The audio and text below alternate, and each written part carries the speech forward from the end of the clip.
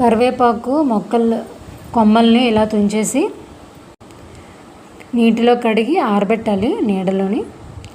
నీడలో ఆరబెట్టి మనం ఇలా ఒక బాక్స్లోకి రెమ్మల్ని తుంచి తడి లేకుండా బాగా ఆరిపోయిన తర్వాత ఇప్పుడు ఈ ఆకుల్ని ఈ బాక్స్లోనే నిల్వ చేసుకుంటే మనకి 10 days అయిన వరకైనా ఆకు అయితే పాడవదు.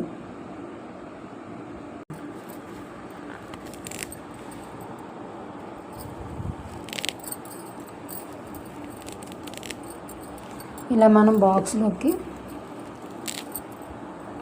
కరివేపాకుని ఇలా ఆకుల్ని ఇలా తీసేసి ఇందులో వేసుకుంటే ఒక 10 days వరకు మనకి కరివేపాకు అయితే ఎక్కడ మనకి పాడవదు. బాగుంటుంది ఆకు. మామూలుగా అయితే కరివేపాకు అయితే బూజు పెట్టిపోతుంది మనం ఎంత బాక్స్లో వేసుకున్నా. అందుకని కరివేపాకు చాలా మంచిది. అన్ని కూరల్లో కూడా వేసుకుంటే